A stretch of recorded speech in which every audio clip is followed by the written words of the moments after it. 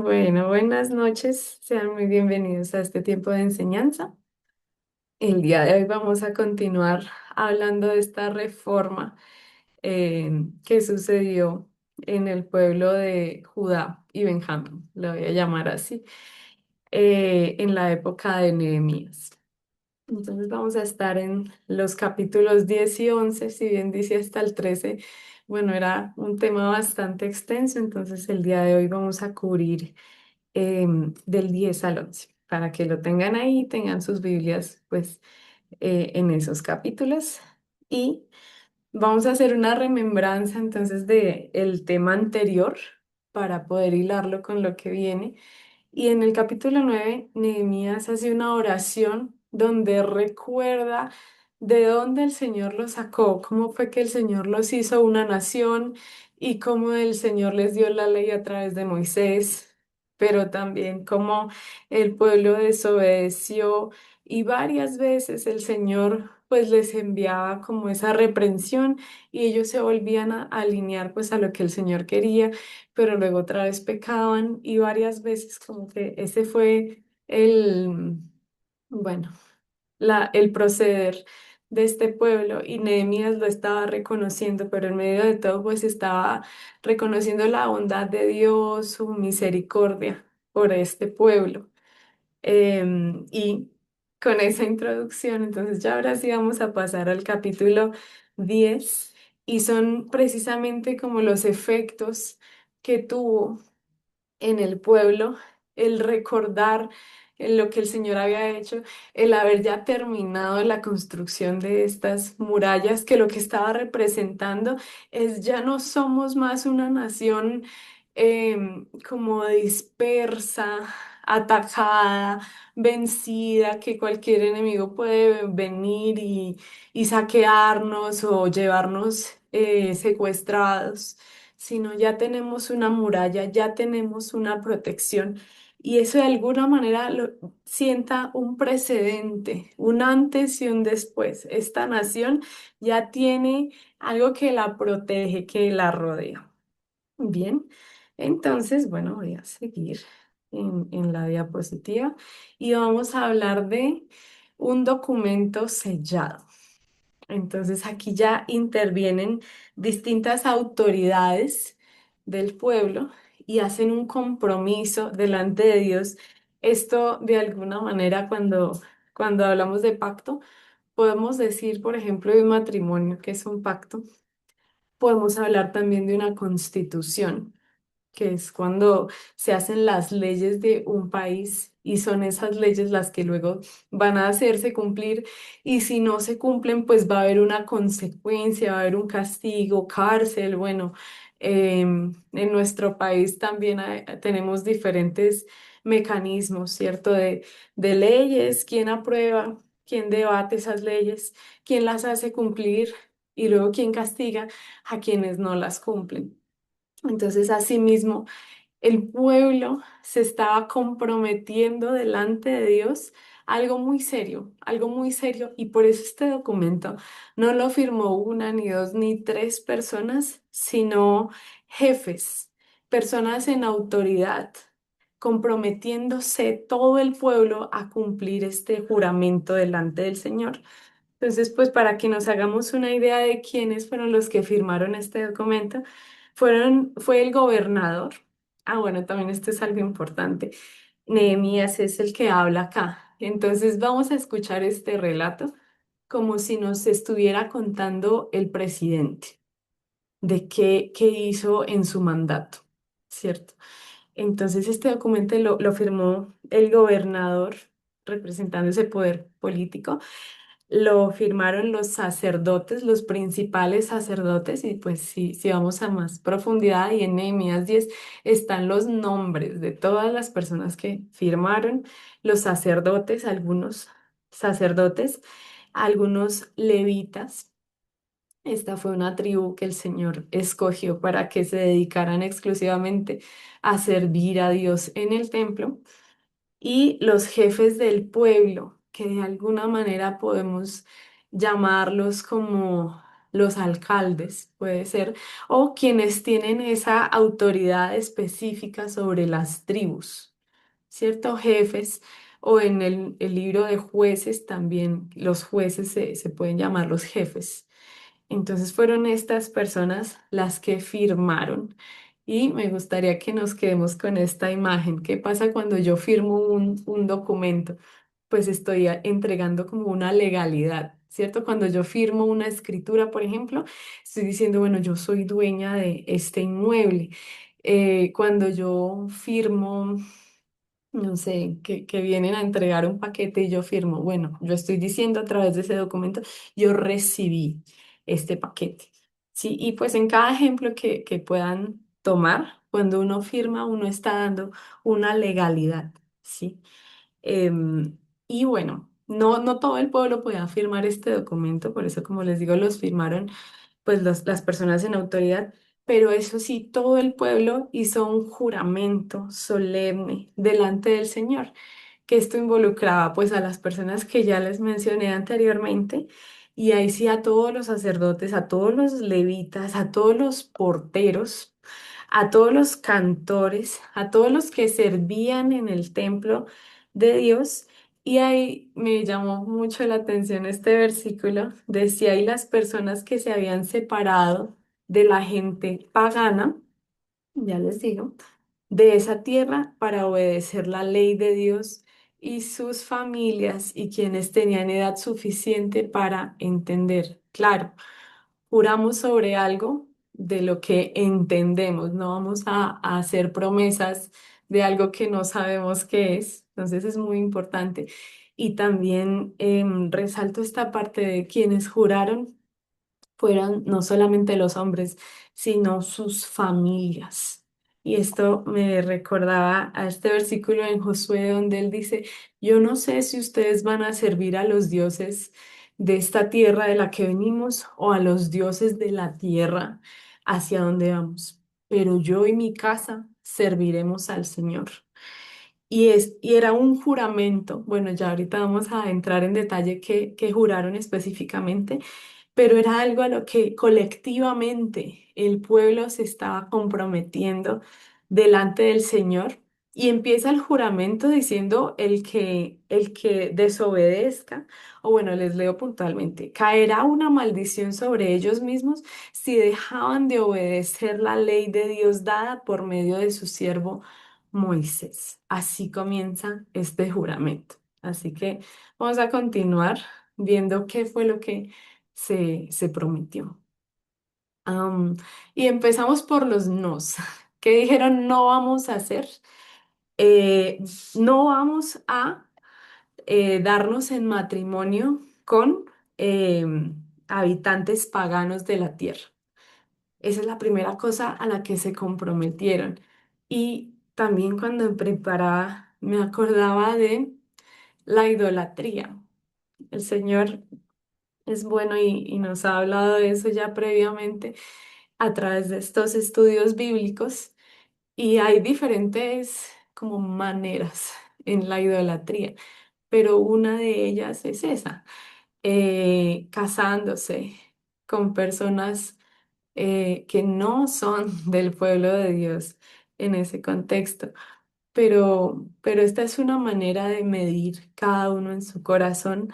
Dios, ¿yo en qué lugar te tengo? Si yo digo amo a Dios, pero por encima de eso está el novio, la novia, el esposo, la esposa, pues esas prioridades hay que revisarlas.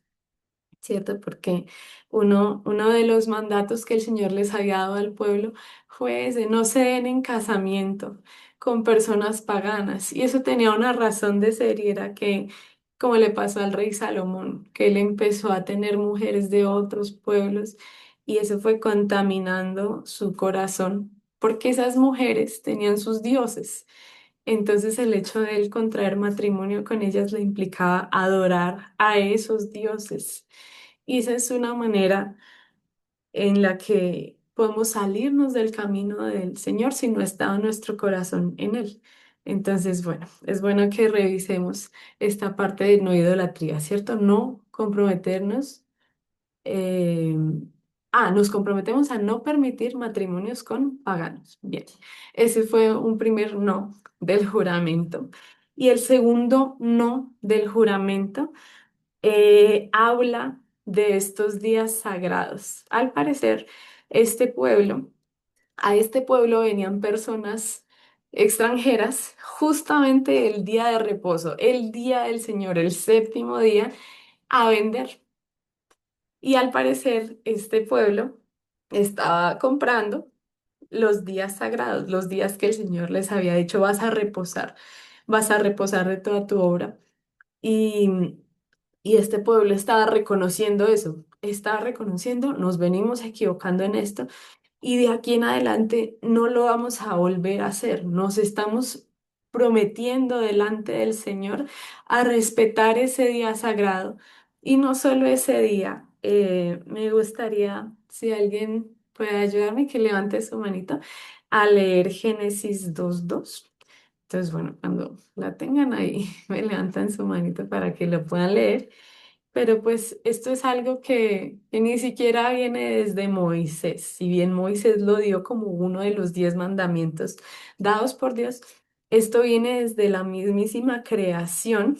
Entonces ahí quise ilustrar un poco cuando el Señor creó todo, que Él creó todo en 6 días y algo muy especial pasó en el día séptimo. Entonces, bueno, aquí me van a ayudar a leer Génesis 2:2. Dice Génesis 2:2, y acabó Dios en el día séptimo la obra que hizo, y reposó el día séptimo de toda la obra que hizo. Muy bien. Bueno, el mismísimo Señor reposó el día séptimo de toda la obra que hizo. No porque estuviera cansado, porque el Señor no se cansa, pero así lo estableció. Y en la Biblia, cuando hablan de 7, hablan del número perfecto, de la plenitud. Am, y él dice eso, 6 días van a trabajar, pero el séptimo, ese lo van a dedicar al Señor. Y ahondando un poquito más en esto del 7, el Señor estableció, por ejemplo, 7 fiestas anuales. Y también estableció que cada 7 años el pueblo iba a hacer algo que se llama jubileo. Y es que ellos tenían ya como unas tierras repartidas, ¿sí? De todo el territorio. Decían, esta parte va a ser para la tribu de Judá, esta para Neftalí, esta para Dan, y así varias. Y ellos pues en 6 años compraban, vendían terrenos, bueno, hacían sus negocios, incluso se endeudaban también. Pero en el año séptimo, el mandato del Señor era, vamos a hacer un reset. O bueno, en español sería como un volver a iniciar. ¿Sí? Un reconfigurar. Entonces, todo lo que habían hecho en esos 6 años de vender, de comprar, de deudas, iba a volver al comienzo, a cómo se había distribuido desde el inicio. Y eso implicaba perdonar deudas, por ejemplo. Eso implicaba también, hablando del 7, había también otro mandato del Señor y era, decían, en 6 años ustedes van a labrar la tierra, van a cosechar, bueno, van a sacar los frutos de ahí, pero el año séptimo van a dejar descansar la tierra. Y eso era algo a lo que se estaba comprometiendo este pueblo. El pueblo de Israel estaba diciendo, sí, Señor, vamos a hacer eso. Al año séptimo vamos a volver otra vez a como se distribuyeron las tierras. Vamos a perdonarnos las deudas. Y este fue el modelo que el Señor estableció. Y esto es a lo que se están comprometiendo el pueblo en este momento al firmar todas las autoridades este documento oficial. Entonces, bueno, solo pausa para que cada uno podamos reflexionar y decir, Señor, ¿dónde está mi corazón en esto? Si quizás se me está yendo por el lado de darle más importancia a mi novio, novia, esposo, esposo, pareja, que a ti, o se me está yendo por el lado de avaricia, de tener y tener y tener, de no perdonar a otros, de esa administración así de trabajar y trabajar y trabajar incansablemente y no guardar este día de reposo. Bueno, son así cositas que cada uno puede interiorizar con el Señor. Muy bien. Esto fue entonces los nos, a lo que el pueblo se comprometió delante del Señor a no vamos a hacer. Y ahora vamos a ver qué sí el pueblo del Señor se comprometió a hacer. Y habla de la casa de Dios, del templo del Señor. Me gusta mucho el final de este capítulo, estamos en el capítulo 10 y dice algo muy bello. Dice, em, muy bien, porque a las cámaras del tesoro han de llevar los hijos de Israel y los hijos de Leví las ofrendas del grano, del vino y del aceite. Y allí estarán los utensilios del santuario y los sacerdotes que ministran, los porteros y los cantores. Y aquí va, como la conclusión de esta parte. Y es, y no abandonaremos la casa de nuestro Dios. No abandonaremos la casa de nuestro Dios. Pueda repetírselo ahí, no abandonaremos la casa de nuestro Dios. Porque uno a veces cree que la casa del Señor es, pues sí, yo voy los domingos y ya, y ahí estoy con Dios. Eso es lo que hago para no abandonar la casa del Señor. Pero aquí nos está narrando un gobernador cómo se sucede la administración de un templo y todo lo que esto requiere, pero también el compromiso que ellos están haciendo. Entonces, lo primero a lo que se comprometieron fue a pagar un impuesto anual para los gastos del templo. ¿Y qué implica eso? Bueno, es que cuando uno empieza a ver por lo menos un presupuesto, en qué se gasta el dinero, pues uno también puede comprender cómo es que funciona algo o qué prioridades tiene cierta persona de acuerdo a cómo gasta su dinero. Entonces ahí empieza a decir, bueno, ¿y por qué vamos a recaudar estos impuestos anuales para el templo? ¿O qué vamos a hacer con ese dinero que recaudemos?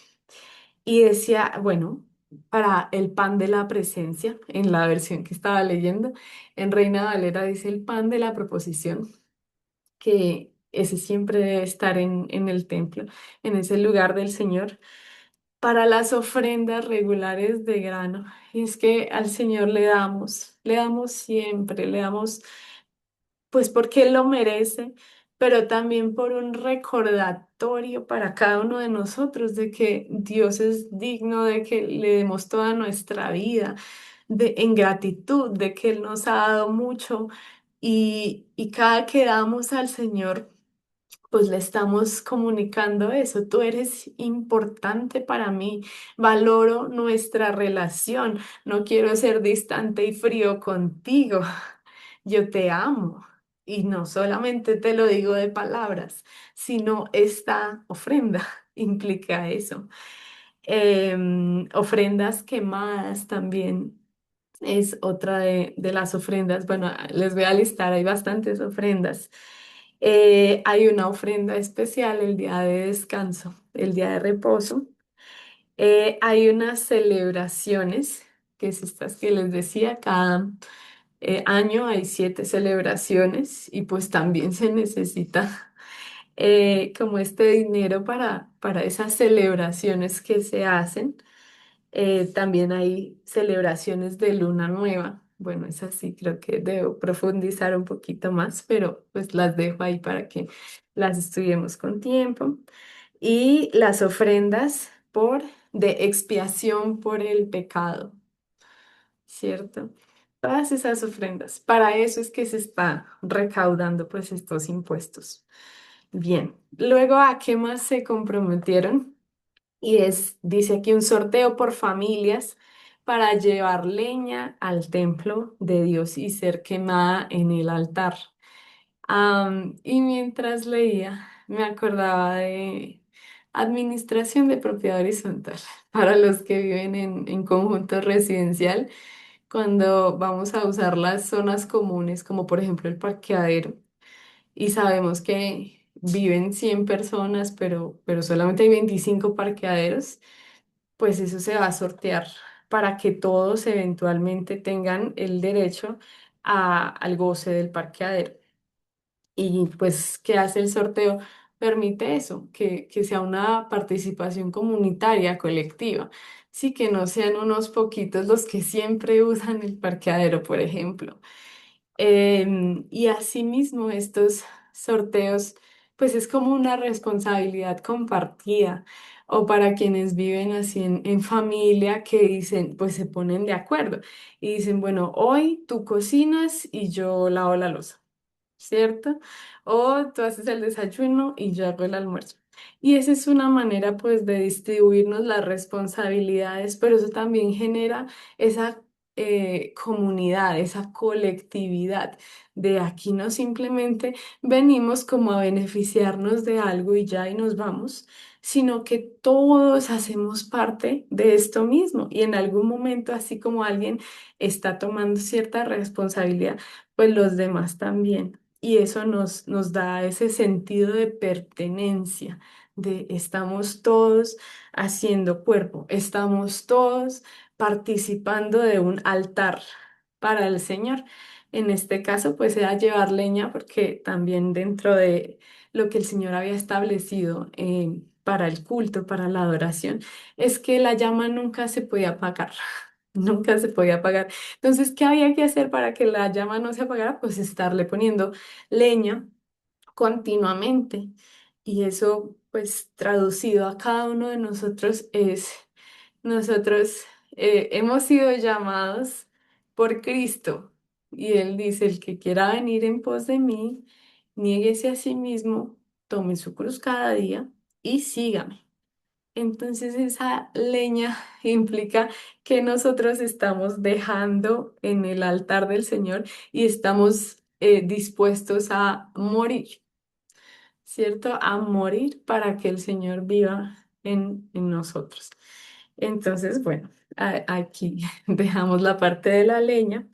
Luego vamos a hablar de primicias.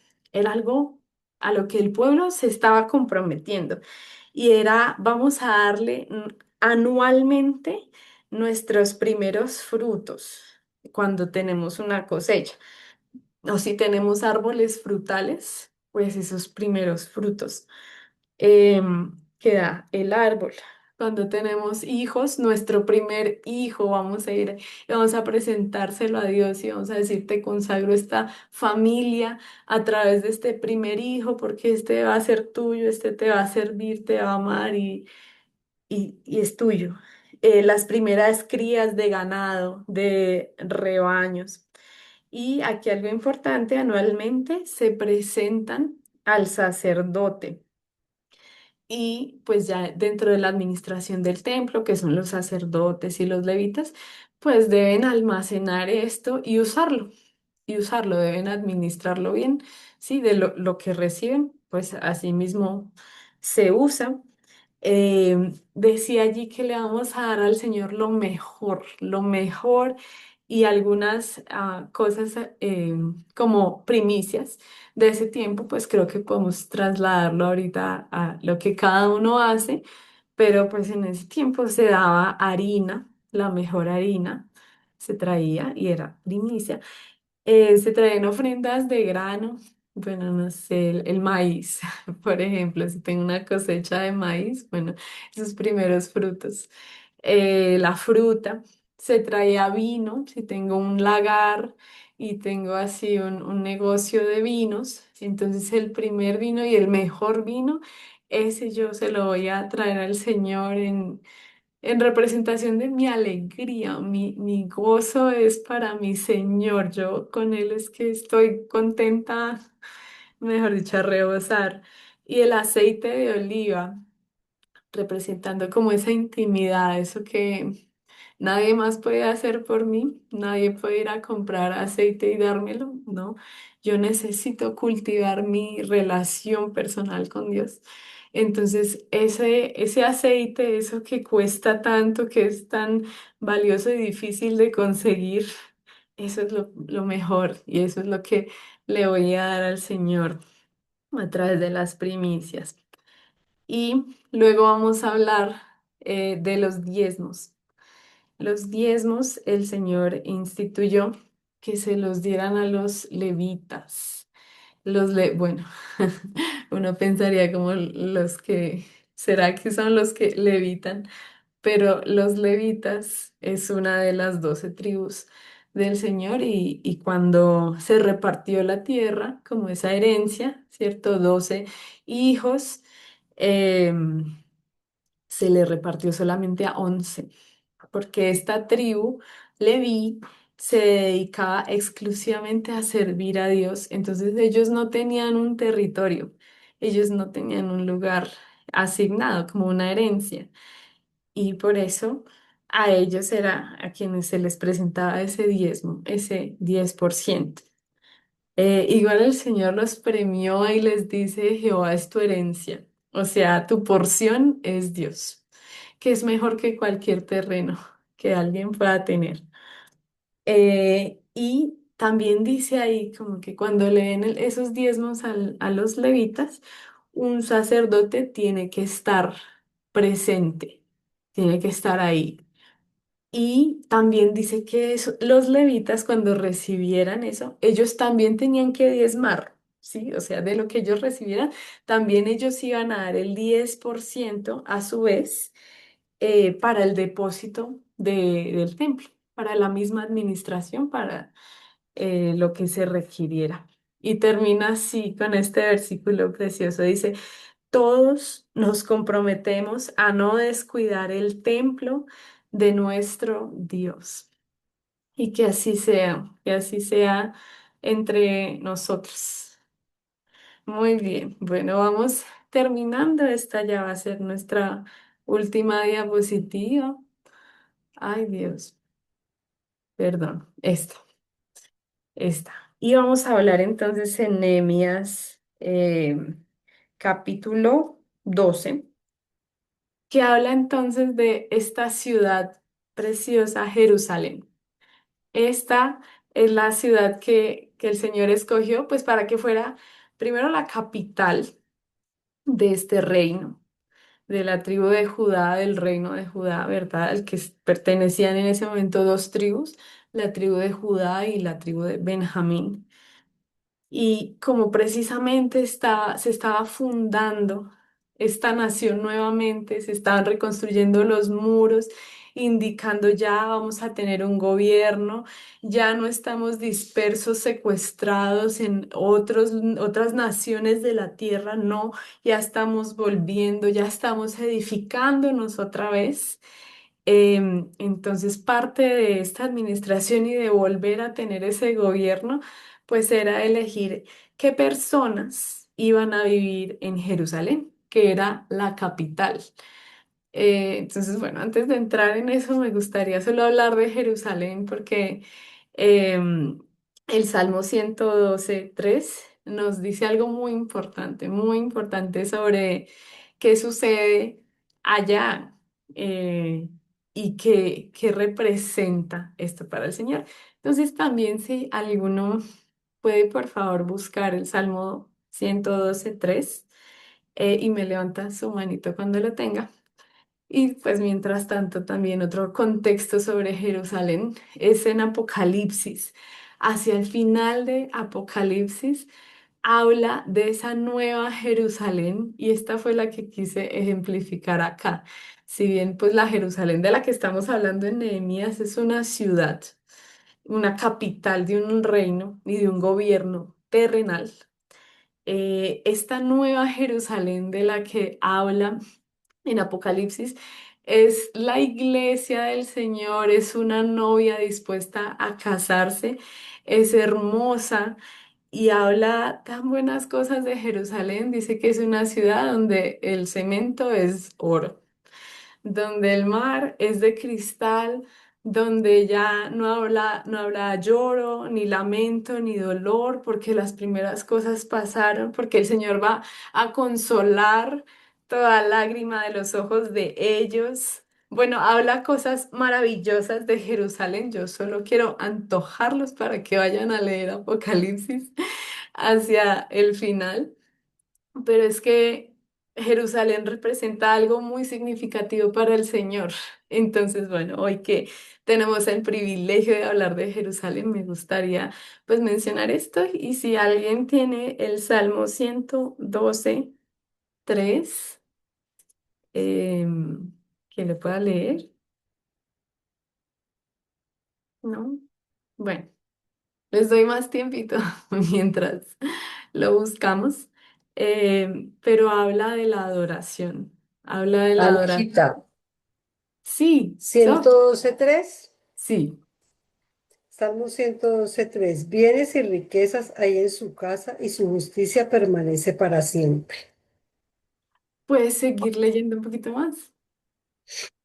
Resplandeció en las tinieblas luz a los rectos. Es clemente, misericordioso y justo. El hombre de bien tiene misericordia y presta. Gobierna sus asuntos con juicio.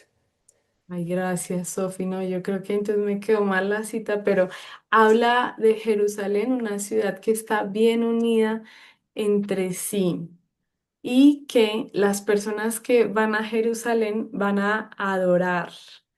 Y ahí habla mucho de la unidad, ¿cierto? Bueno, Ujú. perdón, gracias, Sofi. Yo corrijo y bueno, les envío el versículo. Es Salmo 123, 122:3, Alejita. Ay, perdón. Jerusalén, que se ha edificado como una ciudad que está bien unida entre sí. Y allá subieron las tribus de Jehová, conforme al testimonio dado a Israel, para alabar el nombre de Jehová. Muchas gracias, Paz. Muchas gracias. Ese es, corrijo, 122:3. Y habla de eso, de la unidad. Es una ciudad donde van las 12 tribus del Señor a adorar. Muy bien. Y pues Jerusalén fue el lugar que el Señor había establecido ya tiempo atrás de adoración, donde las demás tribus iban allá a ofrecer sacrificio al Señor. Por eso la samaritana dice, cuando se encuentra con Jesús, le habla sobre cuál es el lugar donde tienen que ir a adorar, porque conocía esta parte. Pero bueno, ya volveré al tema. Entonces vamos a hablar sobre algunos de los habitantes de Jerusalén, cómo se estaban organizando allí. Y vamos a hablar esta parte pues desde el gobierno, ¿cierto? Y si alguno puede leer Nehemías 11:6, vamos a hablar, bueno, en la versión que yo lo estaba leyendo decía hombres excepcionales, ¿cierto? Estamos como fundando una ciudad o reconstruyendo mejor una ciudad. Entonces vamos a ver a qué tipo de personas se escogieron para que vivieran allá. Aquí me van a ayudar a leer. Dice Nehemías 11:6. Todos los Sí. hijos de Fares que moraron en Jerusalén fueron 468 hombres fuertes. Hombres fuertes, muy bien, muy bien. Bueno, ¿qué necesita una ciudad? Hombres fuertes, en la versión que le decía, hombres excepcionales. Así eran, bueno, los habitantes de Jerusalén. Luego, también si otra persona me quiere ayudar a leer Nehemías 11:9 y vamos a ver cómo es que estaba establecido el gobierno, si era quizá una sola persona la que estaba gobernando o eran varias o que, sí, cómo era esa jerarquía ahí. Entonces, si me puedes ayudar con el La 9. tengo, Alejita. Dale, sí. Nehemías 11:9 dice, de la tribu de Benjamín, Salú, hijo de Mesulán, hijo de Joed, hijo de Pedadías, ¿es ese? Sí. Hijo de Colaías, hijo de Maseías, hijo de Itiel, hijo de Isaías, junto con sus hermanos Gabai y Salai. En total eran 928. Joel Ajá. hijo de Sicri, era el jefe de ellos, y Judá, hijo de Senúa, era el segundo jefe de la ciudad. Qué bueno, sí, muchas gracias. Yo sé que son varios nombres, pero gracias por leerlo, Mari. Y precisamente dice ahí, era el segundo en la ciudad. Es como si tuvieran un presidente y un vicepresidente, ¿cierto? Entonces, de esa manera se estaban organizando, ¿no? Para que, como en la época de los reyes, que era solo un rey el que tenía el poder de todo, sino, mira, habían jefes, había el segundo en la ciudad, y de esa manera pues se está organizando un gobierno. Vamos a hablar ahora un poco del templo. Si alguien me puede ayudar a leer Nehemías 11:10. Mientras tanto, también cuando leía estos pasajes me acordaba de familias grandes, cuando uno va a visitar por allá al bisabuelito, al abuelito, que quizá uno se presenta porque no se ve regularmente con los primos, con los tíos.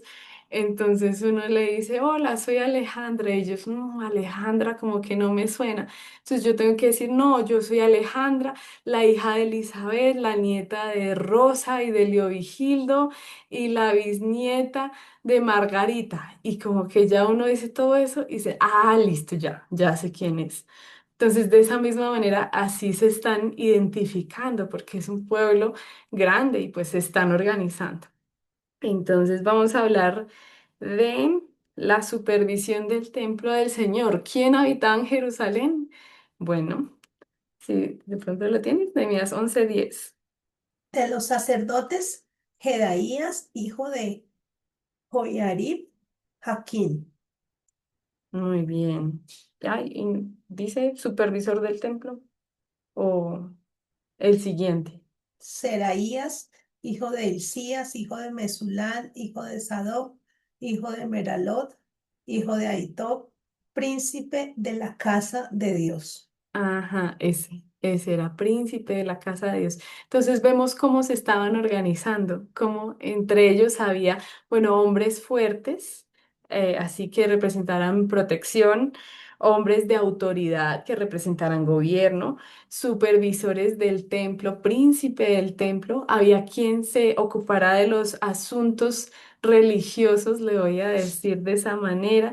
Y en el 17 también vamos a escuchar a alguien que dirigía las acciones de gracias y la oración, ¿sí? De esta manera se estaban distribuyendo, y hablando un poco de administración pública. Decía, por ejemplo, en el versículo 23, las responsabilidades diarias de los cantores se llevaban a cabo según los términos establecidos por un mandato real.